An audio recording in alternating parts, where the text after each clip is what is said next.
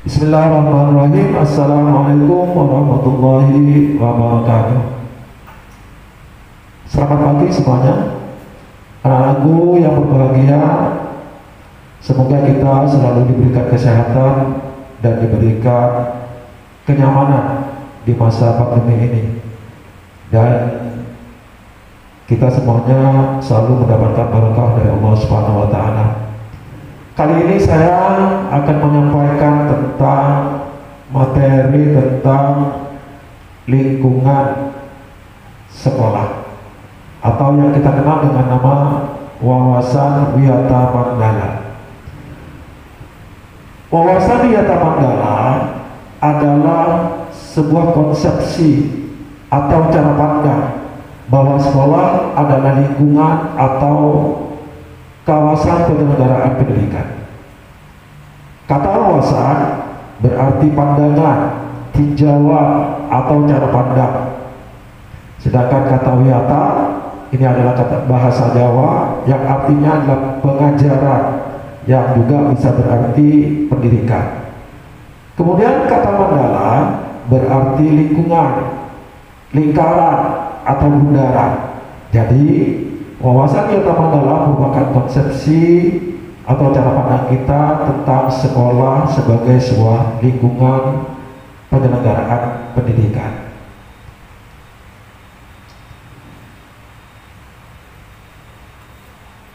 Tujuan pendidikan seperti yang termaktub dalam pasal 3 Undang-Undang Sistem Pendidikan Nasional tahun 2003 adalah bahwa sekolah mengemban misi pendidikan. Oleh karena itu, sekolah tidak boleh digunakan untuk tujuan-tujuan di luar tujuan pendidikan. Sekolah harus benar-benar menjadi ciri khas masyarakat belajar dalamnya. Artinya, anak-anakku sebagai seorang pelajar itu adalah anggota dari masyarakat pembelajar. Ada 7 K yang harus kita ingat di dalam wawasan Wiyata Mandala. Apa itu? Yang pertama adalah keamanan atau kenyamanan. Kemudian yang kedua, kekeluargaan. Yang ketiga, terbangunnya kedisiplinan. Dan yang keempat, sekolah memberikan keringgalan untuk menuju kepada kenyamanan dalam belajar. Dan yang kelima adalah kebersihan lingkungan sekolah, kelas, dan semua lingkungan sekolah kita harus dalam keadaan bersih. Dan keenam adalah keindahan. Yang ketujuh adalah ketertiban. Di samping 7K tadi, ada beberapa komponen peran di dalam wawasan Wiyata Mandala. Yang pertama adalah peran kepala sekolah. Saya tidak akan membacakan satu persatu apa itu peran kepala sekolah. Kalian bisa membaca dan mencatat dari PowerPoint yang saya sajikan ini. Kemudian yang kedua, peran guru. Nah, ini ingin saya singgung sedikit tentang peran guru. Guru harus menjunjung tinggi martabat dan citra sebagai seorang guru. Dengan apa? Yaitu dengan sikap dan tingkah laku yang bisa dicontoh. Ada sebuah istilah di dalam bahasa Jawa, guru itu adalah seorang yang digugu dan ditiru, seorang yang menjadi teladan dan dicontoh, sehingga menjadi pamong di masyarakat, pamong untuk diri sendiri dan keluarga, terutama kalian sebagai pelajar. Kemudian yang berikutnya adalah peran sivitas akademika. Siapa sivitas akademika itu? Sivitas akademika itu adalah semua perangkat, semua orang yang ada di sekolah, mulai dari guru, pegawai, misalnya staf TU dan lain-lain, satpam, tukang kebun, piket, yang mereka mempunyai hak dan kewajiban sesuai dengan tugas masing-masing. Berikutnya yang keempat adalah peran peserta didik, yaitu kalian sendiri.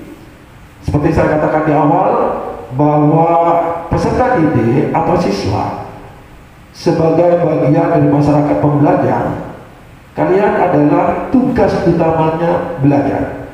Kemudian yang kedua, menjunjung tinggi peradaban, sopan santun, baik antar teman, apalagi kepada guru, dan juga terhadap tukang kebun misalnya. Jadi kita tidak boleh karena tukang kebun kemudian kita anggap mereka adalah orang yang tidak perlu dihormati.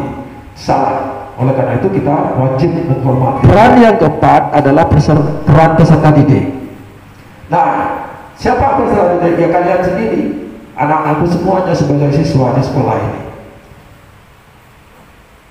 Ada satu hal penting yang perlu kalian perhatikan.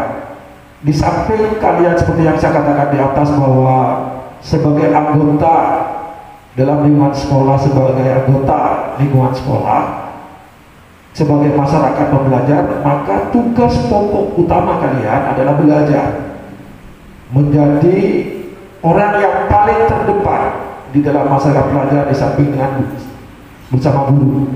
Oleh karena itu kalian tugas pokoknya, tugas utamanya adalah belajar. Kemudian yang tugas yang kedua yang paling penting dan paling pokok itu adalah menjunjung tinggi kehormatan, kesopanan, baik antar teman maupun kepada seluruh warga sekolah yang lain, kepada guru, terlebih lagi kepada kepala sekolah, kepada para pegawai, termasuk pesuruh, tukang kebun. Mereka semua wajib dihormati. Jangan kita anggap karena tugasnya sebagai pesuruh, sebagai tukang kebun, kemudian kita tidak memberikan rasa hormat kepada mereka. Ini yang keempat.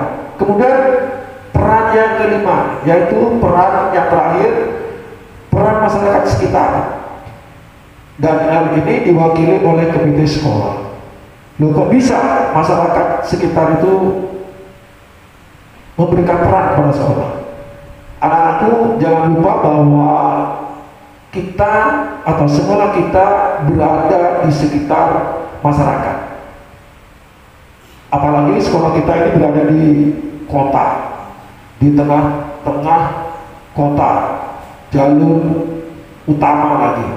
Di sekitar sebelah timur kita, di sebelah barat kita, di depan sekolah kita, di belakang sekolah kita, itu adalah penduduk masyarakat sekitar. Nah, oleh karena itu mereka punya peran untuk bagaimana sekolah kita menjadi baik, menjadi maju, dan berkeadaban. Nah, peran masyarakat ini dituangkan dalam suatu bentuk yang disebut dengan komite sekolah. Siapa saja anggota komite sekolah ini? Anggota komite sekolah itu diantaranya adalah orang tua, ya, orang tua kalian mewakili. Kemudian kedua, tokoh-tokoh pendidikan, tokoh-tokoh yang punya kepedulian terhadap pendidikan, tokoh-tokoh atau orang-orang yang sangat concern untuk kemajuan pendidikan. Dan ya, orang-orang di sekitar lingkungan kita ini, mereka yang termasuk diantaranya peduli terhadap sekolah kita, itu komite sekolah. Jadi ada peran masyarakat di dalam lingkungan sekolah kita ini. Nah, yang terakhir yang ingin saya sampaikan tentang wawasan Wiyata Mandala ini, bagaimana cara kerja wawasan Wiyata Mandala ini. Kita sebutkan tadi bahwa kita guru, siswa, pegawai, pesuruh, dan lain-lain itu adalah warga sekolah, ditambah dengan komite atau masyarakat. Bagaimana cara kerja mereka? Cara kerjanya adalah satu, dengan saling asih. Saling asih Artinya kita saling mengasihi antar unsur sekolah atau yang kita sebut dengan stakeholder ini. Kita saling mengasihi. Bagaimana caranya? Misalnya kalau ada teman kita yang karena alasan tertentu kemudian mengalami tidak punya ongkos untuk berangkat ke sekolah misalnya, kita yang tahu akan keadaan itu bisa dengan cara membantu, ya, membantu. Kemudian yang kedua, saling asuh. Apa artinya? Saling asuh artinya saling menjaga dan merawat. Ya. Bagaimana bila ada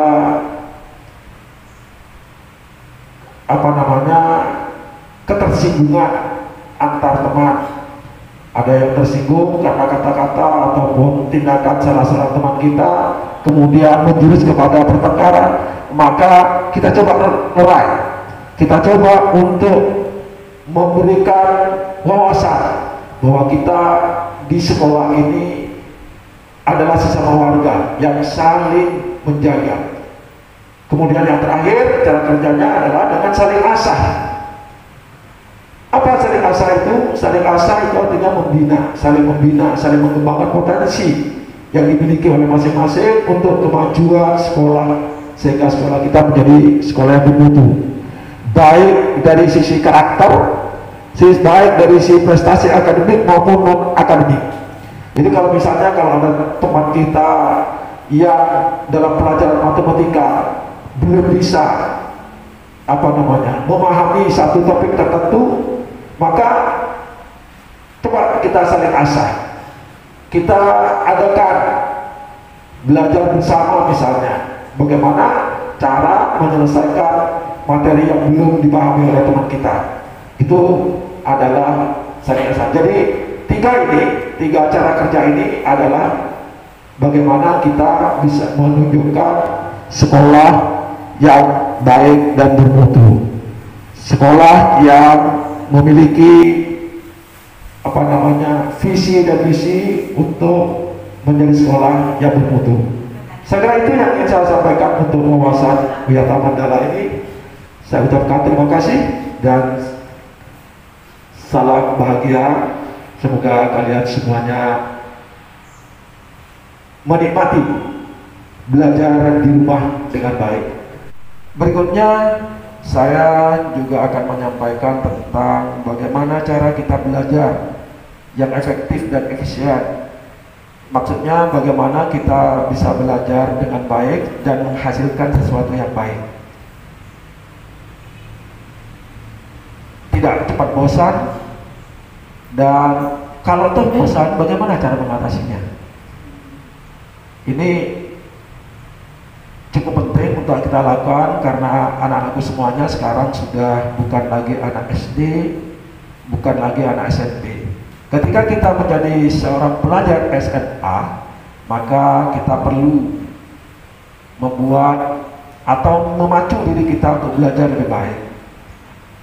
Nah, sekarang saya tidak akan panjang lebar, nanti kalian akan ditunjukkan dengan beberapa video bagaimana cara belajar yang efektif itu. Saya hanya akan menyinggung sedikit tentang bagaimana kita belajar itu sehingga menghasilkan sesuatu yang sangat baik untuk kita dan menjadi membekas dan menjadi selalu kita ingat apa yang kita pelajari. Kita sering kan ada orang yang satu kali baca itu sudah paham dan bahkan hafal terhadap apa yang dibaca. Tapi ada juga yang perlu diulang-ulang ketika belajar itu untuk bisa menangkap isi apa yang dipelajari. Ada yang meskipun sudah baca berkali-kali belum juga paham-paham. Kesemuanya itu wajar, kesemuanya itu adalah hal-hal yang manusiawi. Kita nggak perlu risau dengan kejadian seperti itu. Hanya saja yang pertama yang perlu kita ketahui ketika kita belajar, tentukan dulu kamu itu ketika belajar suka mendengar, suka melihat, atau apa? Tentukan dulu. Jadi kamu bisa tentukan kamu tipe orang yang mendengar. Artinya begini, kalau saya belajar tidak ada penjelasan dari guru, hanya mencukupkan dari baca buku, susah untuk ingat. Ataupun meskipun sudah baca berkali-kali tanpa ada penjelasan, susah untuk belajar. Nah, ini tipe audio. Jadi kalian harus mendengarkan penjelasan. Kalau sudah dijelaskan, meskipun tanpa baca buku, kamu bisa paham. Itu tipe audio. Ada yang tipe visual, yaitu kalau nggak nonton, bagaimana atau tidak melihat sebuah penjelasan, sebuah misalnya ketika kita belajar fisika, tidak melihat bagaimana guru menjelaskan rumus-rumus fisika itu, kemudian prakteknya menjelaskan soal, susah untuk bisa mengingat. Nah, itu tipe visual. Kalian pasti tahu ada orang yang bercerita kepada kita, misalnya tentang sebuah kecelakaan. Ketika kamu mendengarkan cerita itu, maka ini adalah audio, ya. Audio, kamu dengar cerita itu. Nah, mendengar ini biasanya cepat hilang. Tapi beda kalau kalian menyaksikan langsung kejadian yang ada, misalnya ada kecelakaan. Kamu menyaksikan langsung, maka kamu bisa menceritakan detail bagaimana kejadian kecelakaan itu. Itu visual. Dan ada yang ketiga, kinestetik. Kinestetik itu apa? Yaitu belajar dengan cara bekerja. Misalnya pelajaran biologi, kamu ketika belajar tentang struktur sebuah daun, di mana itu yang namanya inti sel dan segala macam, kamu nggak, kalau cuma diceritakan oleh guru, diberi gambar-gambar begitu saja oleh guru, nggak bisa memahami. Tapi kalau kamu praktek, diajak ke laboratorium menggunakan mikroskop, ini loh yang namanya inti, ini adalah bagian-bagian dari daun, maka kamu langsung paham. Atau kalau kamu seperti orang belajar memperbaiki sepeda motor, kalau ini cuma diceritakan, ini bagiannya sepeda motor, bla bla bla bla bla bla, cara bongkarnya ini, kalau rusak bagaimana menggantinya, susah kamu mengingat. Tapi kalau sudah kamu diajak ke bengkel, cara bongkarnya bagaimana, kemudian mana yang harus diganti, bagaimana cara menggantinya, bagaimana posisi yang benar dan lain-lain, kemudian baru kamu bisa mengikuti. Itu namanya kinestetik. Nah, itu yang pertama yang sekali yang harus kamu tentukan. Kamu termasuk pembelajar yang seperti apa? Audio kah? Visual kah? Atau kinestetika? Nah, kalau sudah bisa menentukan itu, maka kamu bisa lanjut dengan video yang berikutnya, trik-trik cara belajar yang efektif dan efisien. Dan ini tidak akan saya sampaikan dengan cara penyampaian keterangan ini. Silakan kamu ikuti videonya dan selamat menikmati. Saya kira itu yang biasa saya sampaikan tentang materi yang kedua, yaitu cara belajar yang efektif. Ada 4 video yang akan saya tampilkan yang kalian bisa ikuti nanti, dan terutama bagaimana cara supaya konsisten belajar dan tidak bosan. Saya kira itu. Terima kasih. Saya lanjutkan dengan materi ketiga. Tidak banyak untuk materi ketiga ini, yaitu tentang stakeholder. Tadi ketika saya menyampaikan materi tentang lingkungan sekolah, saya menyebut-nyebut tentang komite sekolah. Nah, anak-anakku sekalian, stakeholder di sekolah kita atau yang kita sebut dengan sivitas akademika itu meliputi 1, kepala sekolah, kemudian yang kedua adalah guru, yang ketiga adalah staf karyawan di PU atau kita kenal dengan tenaga administrasi sekolah atau yang kita singkat dengan TAS, TAS, tenaga administrasi sekolah. Kemudian di situ ada Pak Satpam, ada pesuruh, ada tukang kebun, kemudian ada pustakawan yang bertugas di perpustakaan, ada juga yang namanya laboran, yaitu yang melayani kalian ketika kalian melakukan percobaan atau praktikum di laboratorium. Di sekolah kita ada laboratorium biologi, ada laboratorium fisika, ada laboratorium kimia, kemudian juga ada laboratorium komputer. Itu semua ada laboratoriumnya, ya. Itu yang melayani kalian ketika kalian akan melakukan praktikum. Juga di samping itu ada lagi yang saya sebut tadi, yaitu komite sekolah. Di sekolah kita itu ada 5 orang anggota komite sekolah yang diketuai oleh alumni SMPP. Sekolah kita ini namanya dulu SMPP, kemudian setelah ada perubahan berubah menjadi SMA Negeri 2 Bekasi. Nah, beliau ini adalah alumni SMPP tahun 77, tahun 77, dan beliau mantan kepala dinas Dukcapil. Itu komandannya.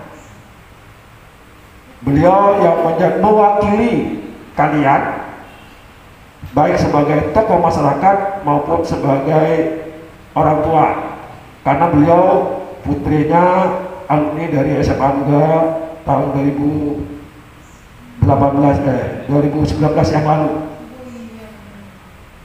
Dan di samping itu ada juga warga yang lain, meskipun mereka bukan pegawai di SMA 2, ada orang kantin, ya, kantin di belakang itu termasuk warga sekolah, ya. Nah, oleh karena itu kita harus mengenali mereka dengan baik, kita bisa bekerja sama dengan mereka dengan baik, kita bisa menjalin sosialisme bersama dengan mereka, sehingga sekolah kita bukan tempat yang asing bagi kita untuk belajar.